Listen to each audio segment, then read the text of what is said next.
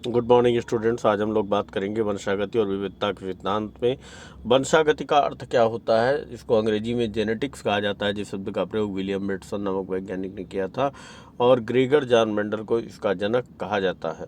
आप जानते हैं कि जेनेटिक्स या आनुवंशिकता का अर्थ है एक पीढ़ी से दूसरे पीढ़ी तक गुणों को जाना और इसमें विभिन्नता, यानी कि ये दो चीज़ों की स्टडी करती है, दो चीज़ों का अध्ययन करती है, हेरिडिटी और वेरिएशंस। हेरिडिटी का अर्थ है कि आनुवंशिक गुणों का एक पीढ़ी से दूसरी पीढ़ी तक जाना, और विभिन्नता का अर्थ है कि उससे डिफर हो जाना या उससे अलग हो जाना।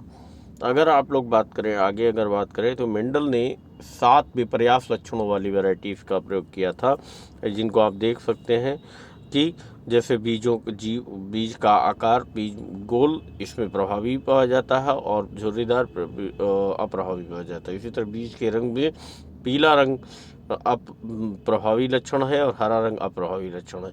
फूल के रंग में बैंगनी रंग या आप इसको कह दीजिए कि ये पिंक कलर, गुलाबी रंग प्रभावी है और सफ़ेद रंग अप्रभावी है।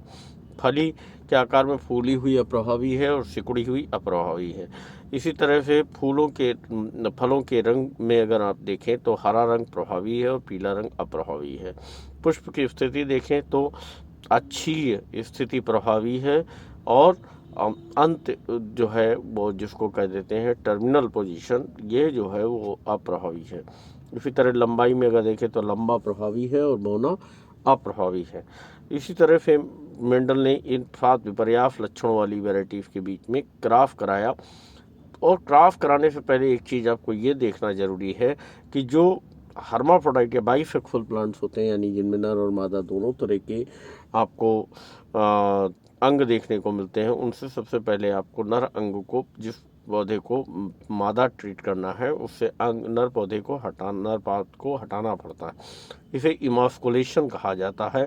मटर में ये इमास्कुलेशन आसान था, इसीलिए मटर का सिलेक्शन किया गया, क्योंकि इसमें 9 पुंकेसर एक ग्रुप में रहते हैं और एक अकेला रहता है, यानी संख्या इनकी 10 होती, तो 2 बार में ये रिमूव हो जाते हैं। इजी इमेस्कुलेशन की वजह से ही मटर का सिलेक्शन किया गया।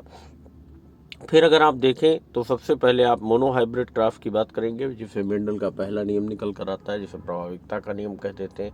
प्रभाविकता के नियम के अर्थ होता है कि मेंडल ने ये देखा 30% की छूट आपके पहले ऑर्डर पर, घर का सारा सामान मंगवाएं कि प्रभावी लक्षण वाले पौधों को जब अप्रभावी से क्राफ्ट कराया गया तो प्रथम संतति में केवल प्रभावी लक्षण दिखता है।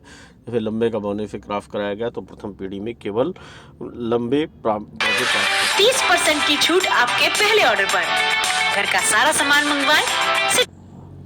और जब इसका स्वपरागण इसके बीच में कराया जाता है, यानी मेंडल का द्वितीय नियम, तो ये 3:1 अनुपात में सेग्रीगेट हो जाते हैं। फिर आप सेग्रीगेशन या पृथक्करण का नियम कहते हैं। धन्यवाद।